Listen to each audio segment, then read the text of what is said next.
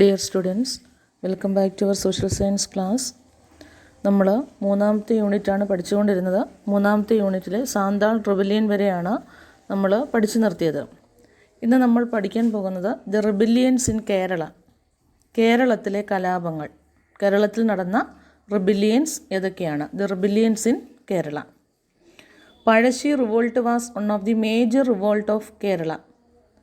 ബ്രിട്ടീഷുകാർക്കെതിരെ കേരളത്തിൽ നടന്ന പ്രധാന ചെറുത്തുനിൽപ്പുകളിലൊന്നായിരുന്നു പഴശ്ശി റിവോൾട്ട്, പഴശ്ശി സമരങ്ങൾ. എന്താണ്? Pazhassi revolt was one of the major revolt of the Kerala. കേരളത്തിൽ നടന്ന വളരെ പ്രധാനപ്പെട്ട ഒരു റിവോൾട്ടായിരുന്നു Pazhassi revolt. The British lifted Pazhassi Raja's right to collect taxes from Kottayam in north Malabar.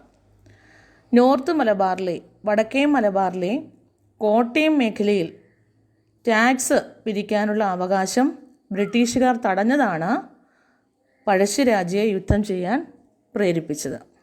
മനസ്സിലായോ? എന്താണ് പഴശ്ശിരാജയെ യുദ്ധം ചെയ്യാൻ പ്രേരിപ്പിച്ചത്? നോർത്ത് മലബാറിലെ കോട്ടയം മേഖലകളിൽ എന്താണ്, ടാക്സ് കളക്ട് ചെയ്യാനുള്ള അവകാശം ബ്രിട്ടീഷുകാർ എന്ത് ചെയ്തു? തടഞ്ഞു. ഇത് പഴശ്ശിരാജയെ യുദ്ധം ചെയ്യാൻ പ്രേരിപ്പിച്ചു. This was the immediate cause for Parashiraja's revolt. Vayanadan, he led a guerrilla war against the British in the forest of Wayanad. വയനാടൻ വനങ്ങൾ കേന്ദ്രീകരിച്ച് ബ്രിട്ടീഷുകാർക്കെതിരെ ഒളിപ്പോരാണ് പഴശ്ശിരാജ നടത്തിയത്. ഗൊറില്ല വാർ. ഗൊറില്ല വാർ എന്ന് പറഞ്ഞാൽ എന്താണ്? ഒളിപ്പോര്. മനസ്സിലായോ? ഈ ബ്രിട്ടീഷുകാർക്കെതിരെ ഗൊറില്ല വാറാണ് പഴശ്ശിരാജ നടത്തിയത്. എന്തുകൊണ്ടാണ് പഴശ്ശിരാജ ബ്രിട്ടീഷുകാർക്കെതിരെ യുദ്ധം നടത്തിയത്? The British lifted Pazhassi Raja's right to collect taxes from Kottayam in north Malabar. മനസ്സിലായോ? നമ്മുടെ കേരളത്തിൽ നടന്ന പ്രധാനപ്പെട്ട ഒരു മേജർ റിവോൾട്ടാണ് പഴശ്ശി റിവോൾട്ട്. ആ പഴശ്ശി റിവോൾട്ടിന് കാരണം ബ്രിട്ടീഷുകാർ എന്ത് ചെയ്തു? നോർത്ത് മലബാറിലെ കോട്ടയം മേഖലകളിൽ ടാക്സ് കളക്ട് ചെയ്യാനുള്ള അവകാശം തടസ്സപ്പെടുത്തി. അത് പഴശ്ശിരാജയെ യുദ്ധം ചെയ്യാൻ പ്രേരിപ്പിച്ചു. അതിനെതിരെ പഴശ്ശിരാജ നടത്തിയ യുദ്ധമാണ് ഗൊറില്ല വാർ.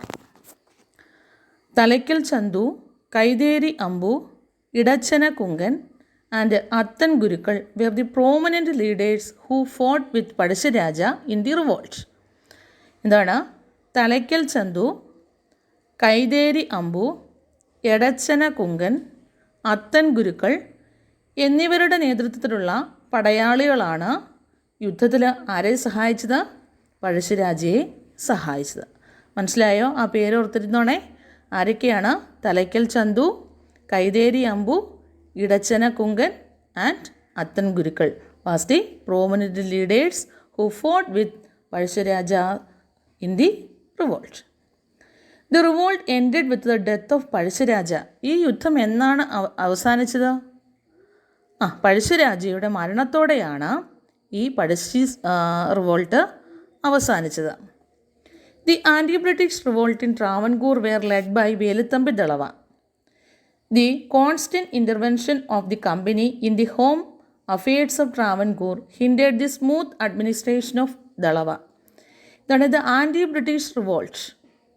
ബ്രിട്ടീഷ് വിരുദ്ധ പോരാട്ടങ്ങൾക്ക് were led by Veluthampi Dalawa.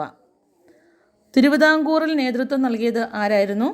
Velu Thampi ദളവയായിരുന്ന വേലുത്തമ്പിയായിരുന്നു ആൻറ്റി ബ്രിട്ടീഷ് റിവോൾട്ടിന് തിരുവിതാംകൂറിൽ നേതൃത്വം നൽകിയത് ആരായിരുന്നു? Veluthampi Dalawa. The constant intervention of the company in the home affairs of Travancore hindered the smooth administration of Dalawa. English East India കമ്പനിയുടെ നിരന്തര ഇടപെടൽ ദളവയുടെ ഭരണം എന്ത് ചെയ്തു? തടസ്സപ്പെടുത്തി.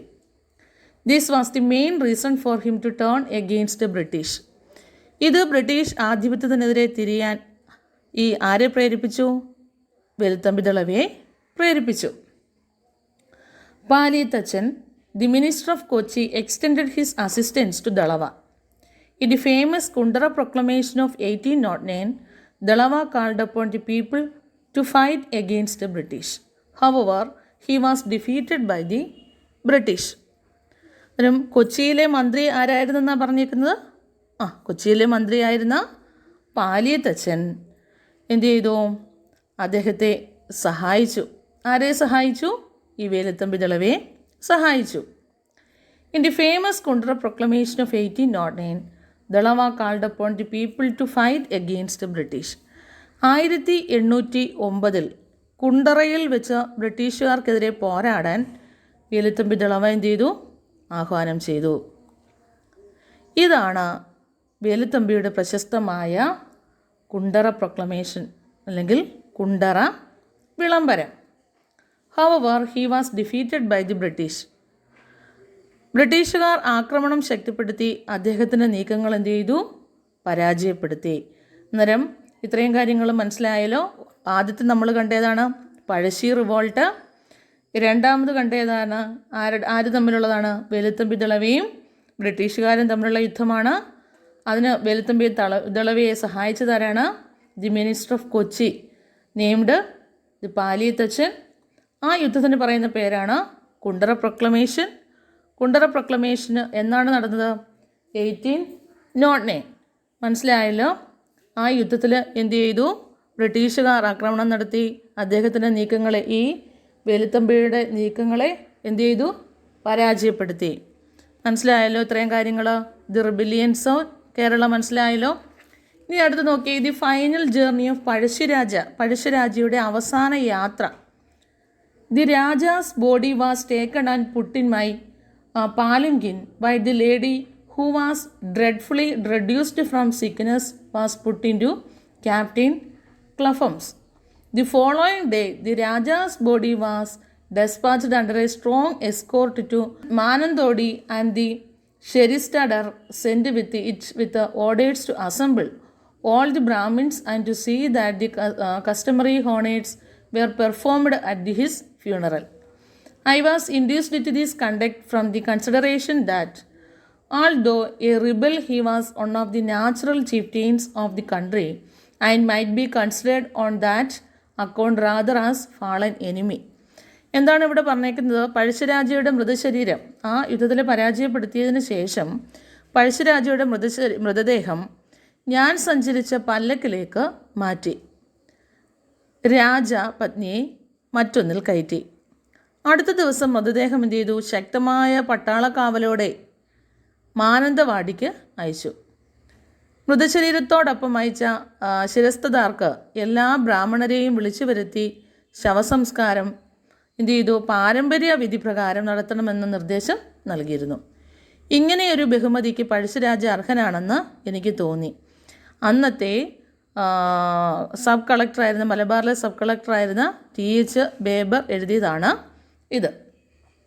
മനസ്സിലായല്ലോ. അത് ഒന്ന് മനസ്സിലാക്കിയിരുന്നാൽ മതി. അടുത്തത്, the first war of independence in 1857, 1857 ഒന്നാം സ്വാതന്ത്ര്യ സമരം. We have learned about the isolated resistance that occurred in different parts of the country. The army of East India Company suppressed them. ഇന്ത്യയിലെ വിവിധ വിഭാഗങ്ങൾ നടത്തിയ ഒറ്റപ്പെട്ട ചെറുത്തുനിൽപ്പുകളെക്കുറിച്ച് നമ്മൾ ഇതിനു മുമ്പ് മനസ്സിലാക്കി. അവയെല്ലാം എന്ത് ചെയ്തു? ഈ കമ്പനി പട്ടാളം എന്ത് ചെയ്തു? സപ്രസ് ചെയ്തു, അടിച്ചമർത്തി. By 1857, even people who were loyal to the company turned against dum.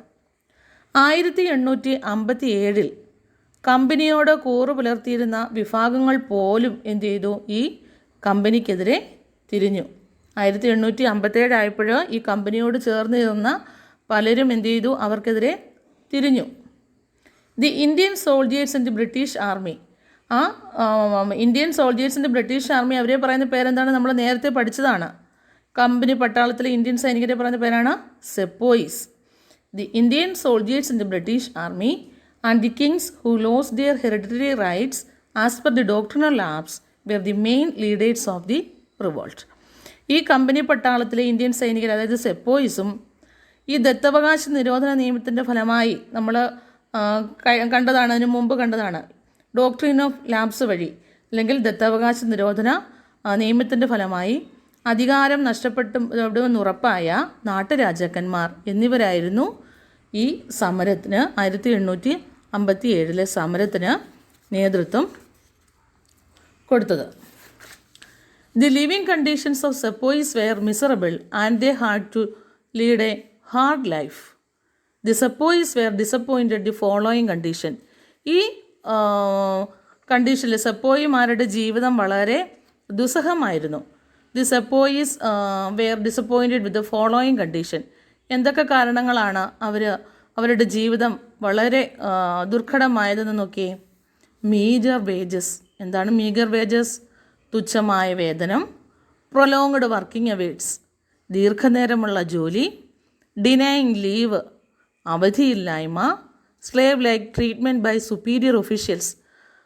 അടിമകളോടെന്ന പോലെ മേലുദ്യോഗസ്ഥരുടെ പെരുമാറ്റം. Poor quality food. മോശമായ ഭക്ഷണം. ഇത് മുൻ വർഷങ്ങളിൽ പരീക്ഷയ്ക്ക് ചോദിച്ചിട്ടുണ്ട്. അപ്പോൾ എങ്ങനെയൊക്കെയാണ് ഈ സെപ്പോയിമാരുടെ ജീവിതം ദുർഘടമായത്? എങ്ങനെയൊക്കെയാണ്? Meagre wages, prolonged working hours, denying leave, slave like treatment by superior officials, poor quality food. In this context, the company supplied a new type of Enfield rifle to the sepoys. ഈ മേൽപ്പറഞ്ഞ കാരണങ്ങൾ കൊണ്ടെല്ലാം ഈ സെപ്പോയ്സ് അല്ലെങ്കിൽ ശിപായിമാർ അസംതൃപ്തരായിരുന്നു. ഈ അവസരത്തിലാണ് എന്താണ് ബ്രിട്ടീഷുകാർക്ക് ഈ പട്ടാളക്കാർക്കിടയിൽ ഒരു പുതിയ തരം എൻഫീൽഡ് തോക്കുകൾ വിതരണം ചെയ്തത്. ഇങ്ങനെ നിന്നപ്പോഴാണ് ബ്രിട്ടീഷുകാർക്കെതിരെ എന്ത് ചെയ്തത്? പുതിയ തരം എൻഫീൽഡ് തോക്കുകൾ വിതരണം ചെയ്തത്. There was a rumor that the cartridges to be used in this gun were greased with a fat of cows and pigs. അപ്പോൾ ഈ തോക്കിൽ ഉപയോഗിക്കേണ്ട വെടിയുണ്ട സവിശേഷതയുള്ളതായിരുന്നു. എന്താണ് സവിശേഷത? ഒരു റൂമർ അവിടെ ഇറങ്ങി. അവ നിർമ്മിച്ചിരിക്കുന്നത് ഈ പശുവിൻ്റെയും പന്നിയുടെയും കൊഴുപ്പുകൾ ഉപയോഗിച്ചിരുന്നതെന്ന വാർത്ത അവിടെ പരന്നു. എന്താണ് അവിടെ റൂമർ ഇറങ്ങിയത്? ഈ തോക്ക് കൊടുത്തപ്പോൾ, ഈ എൻഫീൽഡ് തോക്ക് കൊടുത്തപ്പോൾ എന്ത് ചെയ്തു? അതിൽ ഉപയോഗിച്ചിരുന്ന വെടിയുണ്ട ഏതിൻ്റെയൊക്കെ? Cows and pigs. The fat of cows and pigs. കൗവിൻ്റെയും പിഗിൻ്റെയും കൊഴുപ്പ് കൊണ്ട് നിർമ്മിച്ചിരിക്കുകയാണെന്ന് ഒരു റൂമർ അന്ന് ഇറങ്ങി. അതുകൂടാതെ another rumour was that the bread supplied to the sepoys was made from wheat flour mixed with the bone powder. ആ റൂമറിന് ശേഷം അടുത്തൊരു റൂമർ ഇറങ്ങിയത് എന്താണ്? അവർക്ക് കൊടുത്തിരുന്ന അതുപോലെ ഈ ശിപായിമാർക്ക് വിതരണം ചെയ്തിരുന്ന റൊട്ടി എല്ലുപൊടി ചേർത്ത ഗോതമ്പ് പൊടി കൊണ്ടാണ് എന്ന വാർത്തയും വരുന്നു. These provoked them to rebel. ഇതും ശിപായിമാർക്കിടയിൽ എന്ത് ചെയ്തു? പ്രതിഷേധമുണ്ടാക്കി. Mangal Pandey was the first Indian soldiers to protest. അന്നേരം ഈ ശിപായിമാർക്കിടയിൽ നിന്ന് ആദ്യമായി പ്രതിഷേധമുയർത്തിയത് ആരായിരുന്നു? മംഗൾ പാണ്ഡെ ആയിരുന്നു. മനസ്സിലായോ? എന്താണ്? ഈ ബ്രിട്ടീഷുകാരുടെ ഭരണം കൊണ്ട് അവരെല്ലാം ദുസ്സഹമായിരുന്നു. അവർ അങ്ങനെ വളരെയധികം അസംതൃപ്തമായിട്ടിരിക്കുമ്പോഴാണ് ഈ പട്ടാളക്കാർക്കിടയിൽ പുതിയ തോക്ക് കൊടുക്കുന്നത്. ആ തോക്കിൽ ഉപയോഗിക്കുന്ന വെടിയുണ്ട ഈ പന്നിയുടെയും പശുവിൻ്റെയൊക്കെ കൊഴുപ്പ് കൊണ്ട് നിർമ്മിച്ചതാണെന്ന് ഒന്ന് വാർത്ത വരുന്നു. അതേപോലെ വേറൊരു റൂമർ പറയുന്നു. എന്താണ് റൂമർ പറയുന്നത്? അവർക്ക് അവിടെ സപ്ലൈ ചെയ്തുകൊണ്ടിരിക്കുന്ന ബ്രെഡിൽ എന്താണ് ബോൺ പൗഡർ, എല്ലുപൊടി ചേർത്ത വീറ്റാണെന്നാണ് എന്നൊരു റൂമറും പറയുന്നു. ഇത് അവർക്കിടയിൽ പ്രതിഷേധമായി. അന്നേരം ഈ ബ്രിട്ടീഷുകാർക്കെതിരെ ആദ്യമായി ശബ്ദമുയർത്തിയത് ആരാണ്? മംഗൾ പാണ്ഡെ ആയിരുന്നു. An organized revolt against military officials started in Meerut. Then the soldiers reached Delhi and proclaimed the last Mughal ruler Bahadur Shah II as the Emperor of India. An organized revolt against military officials started in Meerut. ഈ സൈനിക മേധാവികൾക്കെതിരെ സംഘടിതമായ രീതിയിൽ കലാപങ്ങൾ ആരംഭിച്ചത് എവിടെയാണ്? മീററ്റിലാണ്. ഓർത്തിരുന്നാണോ? എവിടെയാണ് നടന്നത്? Meerut. Then the soldiers reached Delhi and proclaimed the last Mughal ruler Bahadur Shah II as the Emperor of India. കലാപത്തിനിറങ്ങിയ സൈനികർ ഡൽഹിയിലെത്തി അവസാനത്തെ മുഗൾ ഭരണാധികാരിയായിരുന്ന ആര്? ബഹദൂർ ഷാ സെക്കൻഡ്. ബഹദൂർ ഷാ രണ്ടാമനെ ഇന്ത്യയുടെ ചക്രവർത്തിയായി, ദി എംപറർ ഓഫ് ഇന്ത്യ, ഇന്ത്യയുടെ ചക്രവർത്തിയായി പ്രഖ്യാപിച്ചു. മനസ്സിലായോ? ഈ സൈനിക മേധാവികൾക്കെതിരെ സംഘടിതമായ രീതിയിൽ കലാപങ്ങൾ ആരംഭിച്ചത് എവിടെയാണ്? മീററ്റാണ്. ഈ കലാപത്തിനിറങ്ങിയ സൈനികർ ഡൽഹിയിലെത്തി അവസാനത്തെ emperor of India, last emperor of India, Mughal റൂളറായിരുന്ന ബഹദൂർ ഷാ രണ്ടാമനെ ഇന്ത്യയുടെ ചക്രവർത്തിയായി പ്രഖ്യാപിച്ചു. തുടർന്ന് ഈ കലാപങ്ങൾ സൂറത്തിൽ മാത്രമല്ല, പിന്നെ ഇന്ത്യയുടെ പല ഭാഗങ്ങളിലേക്കും അത് പൊട്ടിപ്പുറപ്പെട്ടു. The revolt spread to different parts of north India. North ഇന്ത്യയുടെ പല ഭാഗങ്ങളിലും ഈ കലാപം പൊട്ടിപ്പുറപ്പെട്ടു. The revolt spread different parts of north India. The rulers of princely states who had lost their power also joined the rebellion. അധികാരം നഷ്ടപ്പെട്ട നാട്ടുരാജാക്കന്മാരും കലാപത്തിൽ പങ്കെടുത്തു. The revolt further spread to Kanpur, Lucknow, Allahabad, Jhansi, Arrah and Faizabad. Kanpur, Lucknow, Allahabad, Jhansi, Arrah, Faizabad തുടങ്ങിയ പ്രദേശങ്ങളിലേക്ക് കലാപങ്ങൾ പടർന്നു. അന്നേരം മീററ്റിൽ മാത്രമല്ല, അവിടെ നിന്ന് എവിടേക്ക് പോയി? കാൺപൂർ, ലക്നൗ, അലഹബാദ്, ഝാൻസി, ആര, ഫൈസാബാദ് തുടങ്ങിയ പ്രദേശങ്ങളിലേക്കും ഈ കലാപങ്ങൾ വ്യാപിച്ചു.